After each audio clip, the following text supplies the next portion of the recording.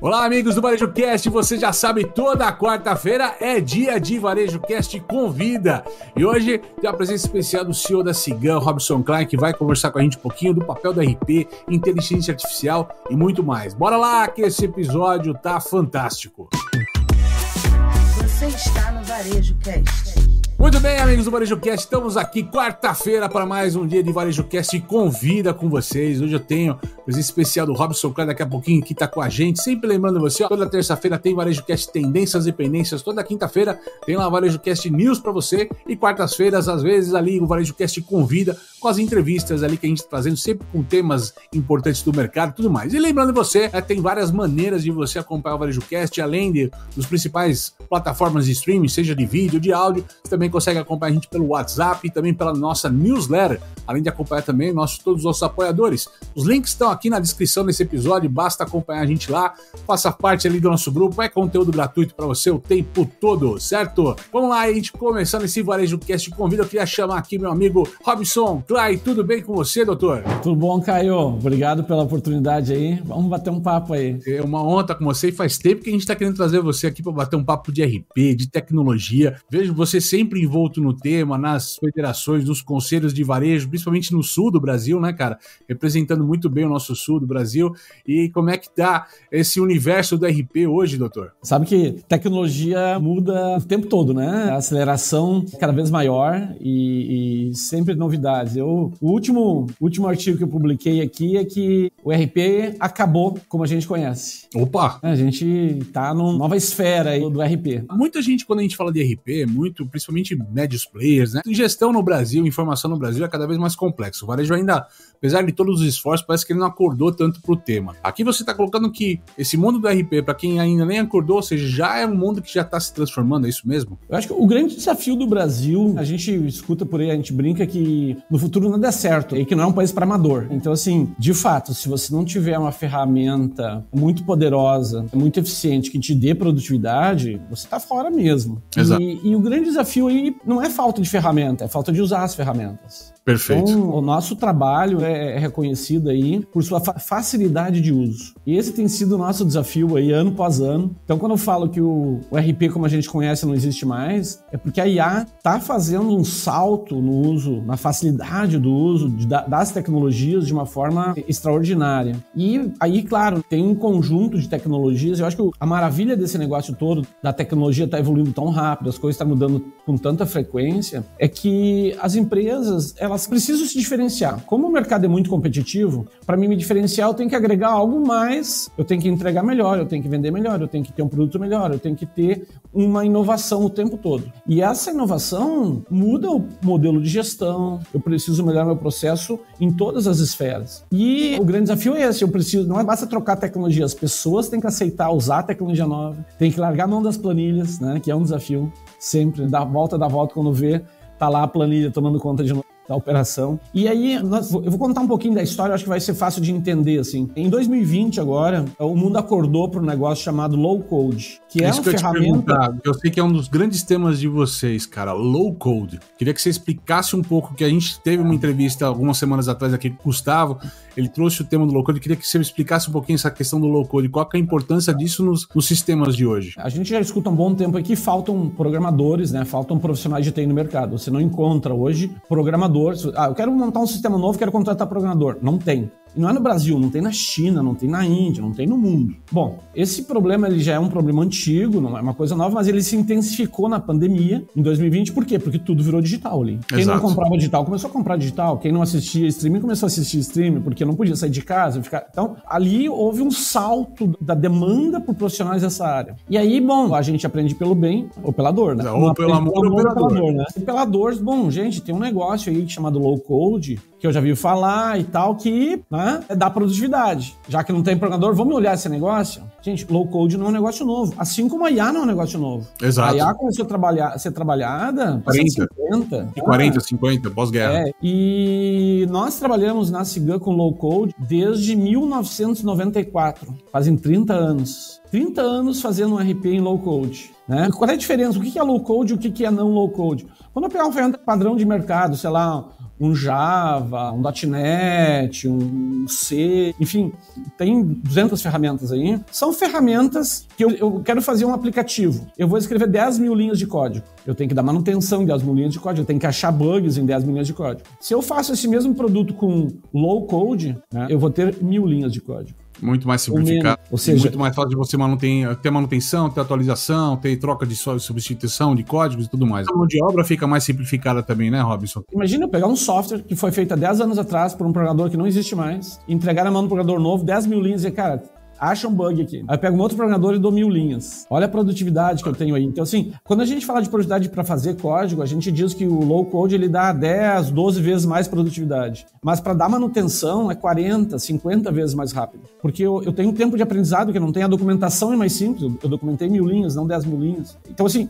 isso cria uma série de vantagens. Mas aí em 2020, 2021, 2022, o pessoal começou a perguntar para Cigan, como é que vocês tiveram a sacada de começar low code lá em 94 e ninguém usava até agora? E a gente apanhou, olha, eu apanhei muitas vezes do pessoal criticando a ferramenta, que nós éramos malucos. É como o Netflix que apostou no streaming, né, numa época de blockbuster. Podemos quase fazer um comparativo igual nessa história, né? Por aí. E assim, ninguém acreditava, a concorrência falava mal do Cigan. Esse cara usa uma ferramenta doida lá, não sei o quê, que não tem código. Código é pequeno, código é muito simplificado, não tem a profundidade necessária e por aí vai. O resultado é que hoje a gente está aí, entre os maiores players do mercado, né? Ganhamos 3 anos seguidos, a melhor RP do país. Então, assim, importante. E nós somos efetivamente o único RP que está desenvolvido, o RP de porte do Cigan, que atende aí empresas maiores, né? Empresas de médio porte, está em low code. Tem alguns iniciando e começaram há 2, 3 anos atrás em low code, mas, né? Estão 30 anos atrasados. E eu gosto que, inclusive, no slogan de vocês, né? Que o fato de ser low code, vocês são a prova de futuro nessa história, né? Future proof, exatamente. Né?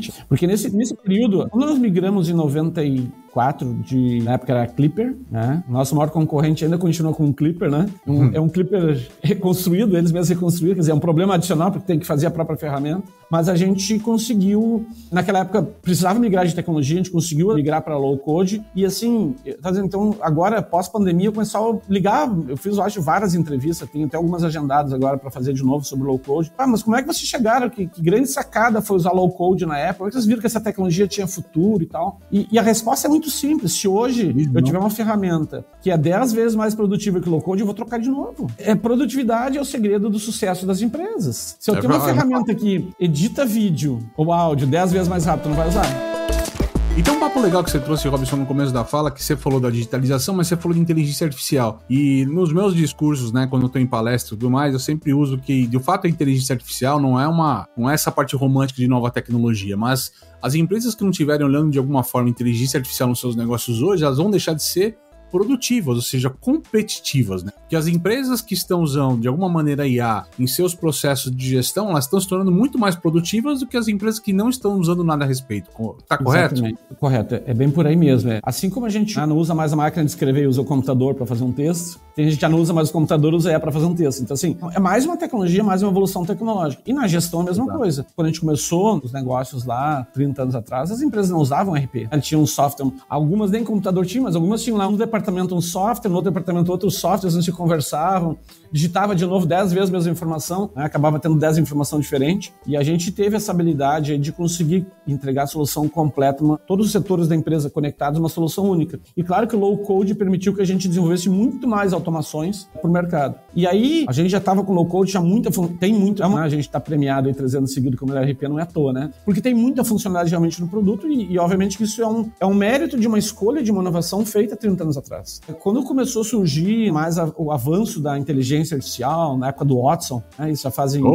eu tô falando lá de 8 anos atrás. Até um pouco mais, 2011, 12, acho que o Watson. Deep Blue é a década de 90, o Watson é por aí, 11, 12, né? A gente começou a trabalhar aqui dentro da empresa, a gente começou a estudar o Watson lá, mas assim, a gente ficou viável, então começou a estudar a IA para colocar dentro do RP em 2016. Com a IBM, contratamos a IBM no projeto juntos, montamos a Hackathon dentro da empresa para criar ferramentas de uso de IA, estimular os programadores a usar mais a IA e tal. E, enfim, foi legal, a gente aprendeu muito sobre IA na época, mas a IA ainda não estava madura, especialmente... Era a IA que estava guardada nos BIs das grandes empresas, aquela IA que estava meio inacessível a tudo. Aquela IA, ela tinha uma boa interface máquina, mas não tinha uma boa interação humana, ou seja, perfeito. A gente conseguiu, na época, fazer muita coisa da máquina fazer melhor, usando, mas não conseguia uma boa interlocução humana, que o ChatGPT resolveu agora. E naquela época, quando a gente percebeu que assim, a gente conseguia usar internamente, mas não conseguia a interação humana, que era o nosso desafio, porque a gente sempre foi reconhecido por ser uma solução, né? O nosso lema era faça mais fácil, né? Era faça mais ao quadrado fácil. É uma jogadinha justamente para mostrar assim, o nosso foco é produtividade, eu tenho que fazer mais coisas de forma mais fácil. E a IA tinha esse propósito. Quando a gente percebeu que a IA não estava madura, a gente falou, IBM, legal, vamos continuar o trabalho junto, nós queremos aprender como é que a gente se prepara para quando a IA amadurecer, porque ela estava evoluindo, a gente está pronto. E aí a gente continua. Toda a documentação nossa foi tokenizada, porque era o modelo que a IA reconhecia. Todo o nosso software, ele já tem low-code, isso era mais fácil, porque já era 99% assim, mas a gente ajustou o que não era, de toda a parametrização ficar em banco de dados, ou seja, toda a regra de negócio está em banco de dados, não está em código. Para que isso? Preparado para quando em 2000, agora final de novembro de 22... Cadinha do 23, vai. Como é 23, vamos falar bem de 2023. Início de 23. Eu chamei minha equipe e falei, gente, todo aquele trabalho que a gente está fazendo para IA, chegou a hora, acho que essa ferramenta agora vai entender tudo que a gente fez. Bingo, a gente jogou o ChatGPT em cima da nossa base de dados e todo o nosso conteúdo do produto, como usar, como fazer, como é que ele funciona, que já estava tokenizado, estava já disponível na web. O ChatGPT aprendeu tudo sobre o Cigan em dias. Poucos dias ele estava fazendo tudo sobre isso. Hoje, se tu entra no ChatGPT, entra na web, tu pode conversar com a inteligência artificial e perguntar sobre qualquer coisa sobre o Cigan. Como é que faz, como é que interage, como é que são as tabelas, como é que são as APIs, tá tudo lá. O ChatGPT sabe responder sobre o Cigan. A gente foi a primeira empresa a ter isso. E aí, nós conseguimos também, se tu olhar na mídia, buscar, a gente foi a primeira empresa de RP a integrar com o ChatGPT. Mas não porque a gente foi ágil de fazer isso em 2 meses. Foi lançado em novembro e em fevereiro a gente lançou. Porque a gente já tinha uma história de inovação. Já sabia o caminho. Precisava trocar o motor. Trocou o motor, o carro rodou, o piloto estava pronto, né? Porque a base estava montada para isso. Do que você tinha antes, o que mudou ter um ChatGPT? O que ele entrega para esse consumidor final hoje de maneira mais rápida ou mais prática? A grande vantagem em relação ao que se tinha antes, porque toda a parte de regra de negócio estava montada. A grande vantagem é que o ChatGPT entende o ser humano. Se ele pede assim, fluxo de caixa, ele sabe o que é. Me mostra o fluxo de caixa, ele entende o que é. Eu quero saber meu break-even point. Eu quero saber como é que está meu contas a receber versus contas a pagar. Ele consegue interpretar tudo isso, a linguagem humana, porque o ser humano não tem uma regra para fazer pergunta. Ele pergunta a mesma coisa de 200 maneiras diferentes. O maior desafio para as pessoas hoje está nessa construção do prompt que a gente fala.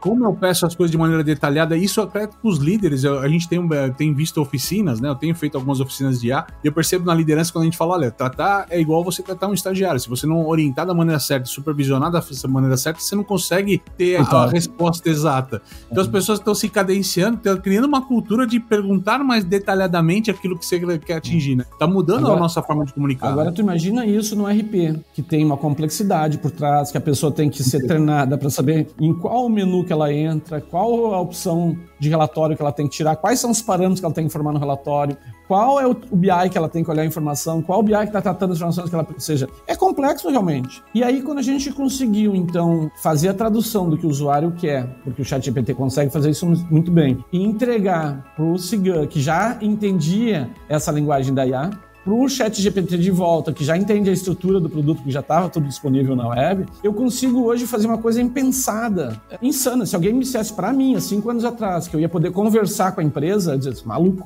E hoje, um usuário de Cigan, ele consegue conversar com a empresa, ele pode chegar para a empresa e dizer, qual é o melhor vendedor em rentabilidade?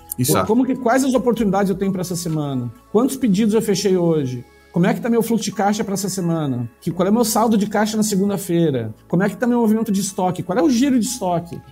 Assim como eu estou conversando contigo, eu converso com o RP e ele me dá as respostas. E todo mundo Porque a IA está fazendo toda essa tradução da linguagem do usuário, está traduzindo para o RP, que tem a CIA, né? Daí a parte interna, que entende o RP, como é que os dados estão formatados de acordo com os parâmetros que está setado para aquele cliente, e traz a resposta. Então, assim, literalmente a gente pode conversar hoje e, claro, de novo, tudo isso é consequência de decisões do passado, de ter adotado um low-code lá que facilitou a gente fazer essas regras dessa maneira, né? De ter começado a estudar IA 8 anos atrás, aguardando o momento certo para lançar. E claro, pensando nas próximas inovações já, porque vem coisas novas por aí também o tempo todo. Então, dá para pensar que essa é a última tacada. E uma das grandes competências, bem colocada por você também nessa história toda, né? Uma das grandes competências que a gente fala que os colaboradores vão ter que desenvolver é essa capacidade de pedir o correto, né? Porque a ferramenta está pronta para entregar de uma maneira muito fácil, mas você vai ter menos aquele cara analítico, que era o cara que fazia o processo do relatório, montava o relatório,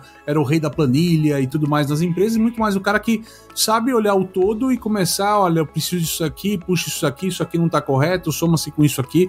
É o cara que junta os pontos e entrega essa informação ou transforma a informação em ação na empresa, correto? Perfeito, Caio. O engenheiro de prompt, né? Agora a nova profissão. Antes o segredo era saber as respostas, agora o segredo é saber a pergunta. Essa frase, maravilhoso. A forma, quando eu digo que o RP como a gente conhecia não existe mais, é isso. Eu não tenho mais aquela setup maluco que tinha de implementação, onde tinha que ensinar cada detalhe para o usuário saber operar e ter a resposta que ele quer. Ele, de fato, vai conversando, vai aprendendo, vai se melhorando. Obviamente que cada dia ela está melhor, porque ela está aprendendo também com isso e aprendendo com o usuário. Uma empresa não é igual a outra, e por isso esse setup sempre foi difícil, mas a IA, ela resolve muito bem a interface homem-máquina. E a gente é especialista em resolver a máquina-dado, né? Então... Exato. E a velocidade do avanço disso, né, Robson? Que a gente está falando, vamos lá, estamos falando um ano e meio de IA dessa maneira generativa. Para ter uma ideia, assim, o ChatGPT que revolucionou, tornou acessível e democrático a IA foi em novembro de 2022. E em um ano e meio a gente está caminhando para a 5ª versão dele já de software. Não é alguma coisa que você tem um ano para aprender. Eu costumo falar que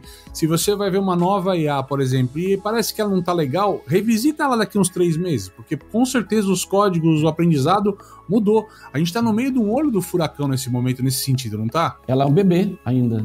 Ela não, é um bebezinho de 1 ano e meio. Imagina quando ela tiver 25, 30 anos de idade, na pleno da energia, né? Tem muita coisa nessa história. Nossa, não, é muito, assim. E eu vou dizer o seguinte, a gente quando conheceu a IA 8 anos atrás e consegue fazer essa relação muito clara, assim, do que a gente conseguia fazer, porque consegue fazer hoje, é monumental a diferença. Assim, a título histórico, eu tava contando uma entrevista pra ele, assim, conta um pouco da história da Cigã. E aí eu fui resgatar o material e tal, e eu vi que a minha paixão por software começou num evento na escola. Eu fiz um 2º grau técnico, então. Uhum. E nesse 2º grau técnico eu fiz o curso de eletro, tinha uma cadeira de eletrônica, eu fiz um software na época, eu e meu sócio, que é o Rogério, né, mais um outro colega que estava junto. Nós fizemos um sistema, porque era eletrônica, então eu tinha que fazer um hardware também. Nós fizemos um software que reconhecia comandos vocais e acionava cargas elétricas. Ou seja, eu falava, ele reconhecia as palavras que eu dizia, liga a lâmpada 2, liga motor 3, desliga motor, e ele reconhecia e executava os comandos. Claro.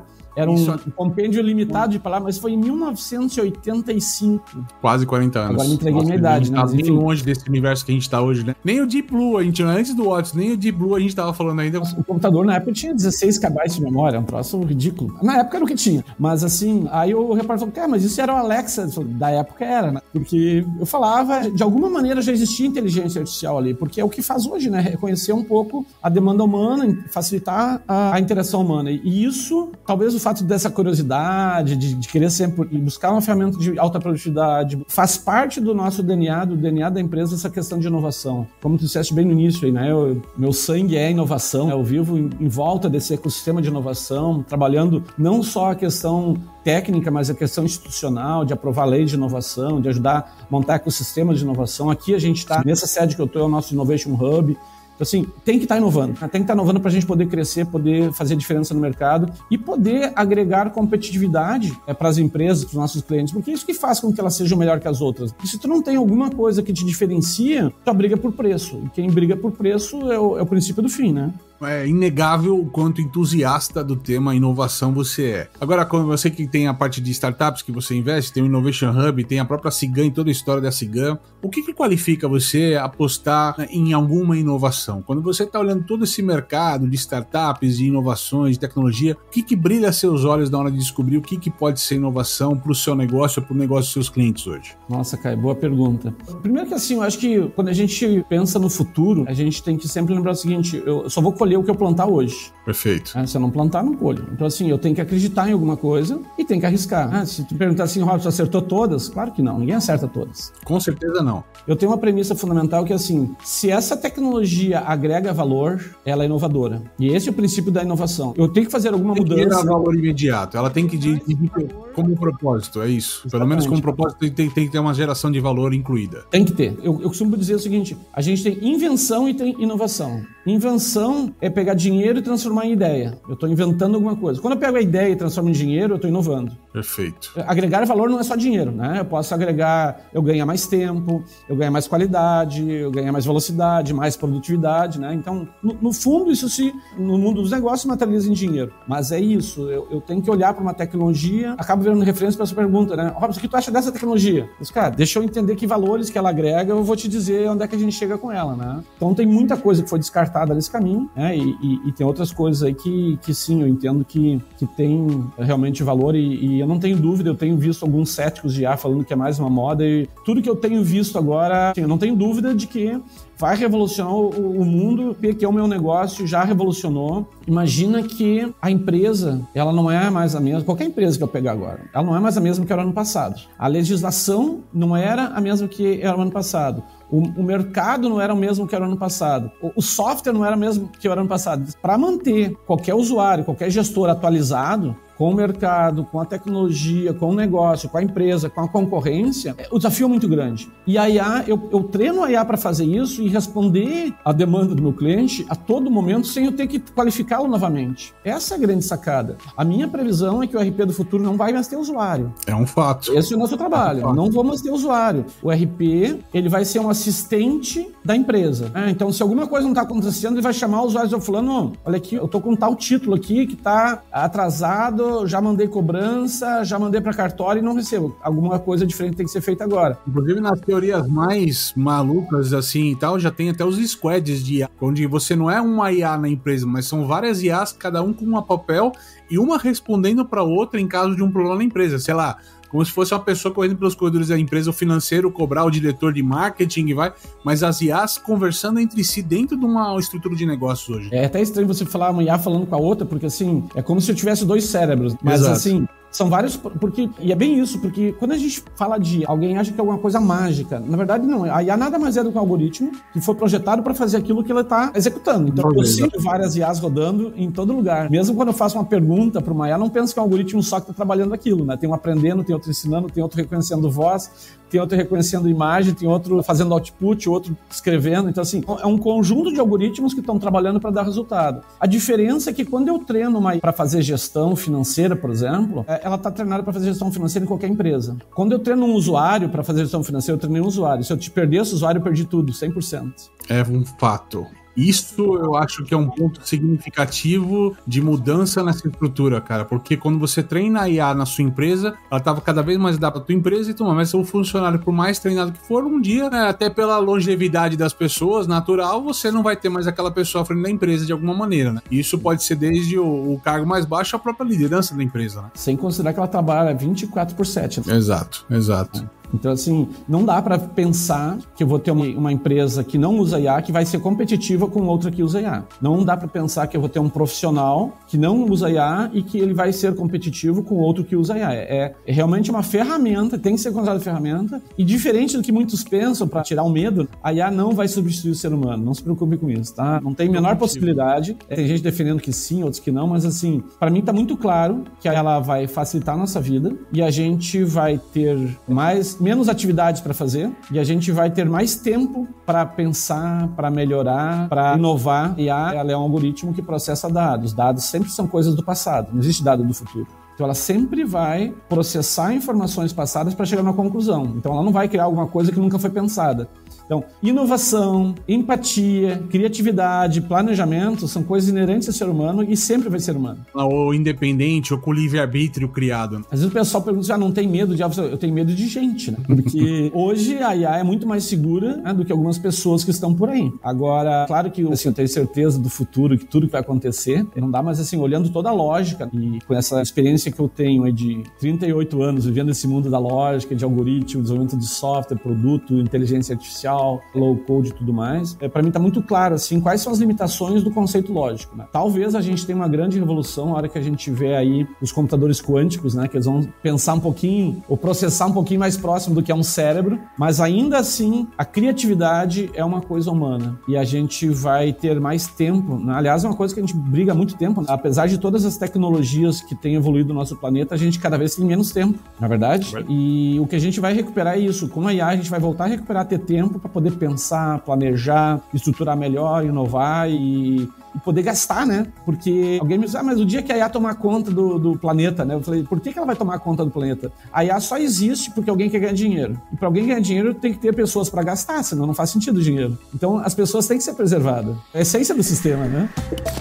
Varejista, está precisando de uma solução completa para gerenciar seu negócio? Cigam é a escolha certa para o seu sucesso. Um sistema completo que abrange desde o atendimento ao cliente até a gestão do negócio, além de recursos especializados para o setor. Acesse painéis de indicadores e tome decisões estratégicas com base em dados precisos. ERP Cigam, a escolha inteligente para o varejo. Acesse www.cigam.com.br. Tem link no descritivo.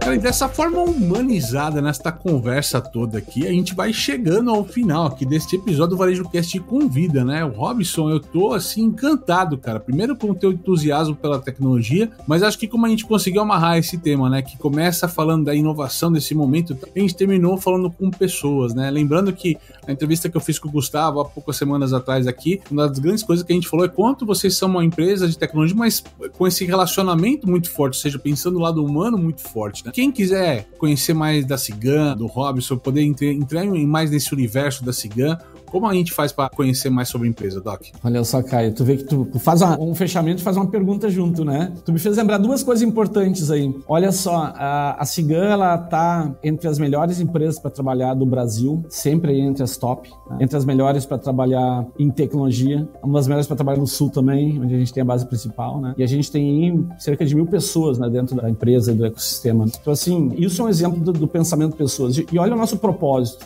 O propósito da Cigam é impulsionar o sucesso dos negócios e das pessoas. Fantástico. Porque as pessoas estão no centro do trabalho, a gente acredita muito nisso, que são elas que constroem. Obviamente que nada disso seria possível se a gente não tivesse esse engajamento das pessoas. E tu sabe que engajamento a gente não constrói, são as pessoas que têm que querer se engajar em um propósito. Então, muito legal tua sacada aí, parabéns. Foi muito boa a conversa, realmente. Muito bem, para conhecer mais também, www.cigam.com.br.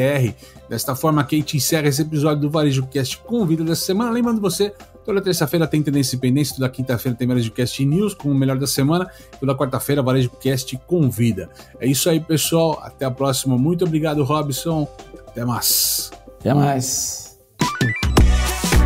Você assistiu Varejo Cast. Este episódio do Varejo Cast é patrocinado por Cigam. Saiba mais sobre o Varejo Cast e nossos patrocinadores acessando os links na descrição deste episódio. Seja você também um dos nossos patrocinadores. Entre em contato com o nosso departamento comercial. Tem link aí na legenda. Este Varejo Cast foi editado por Yannis Maciel.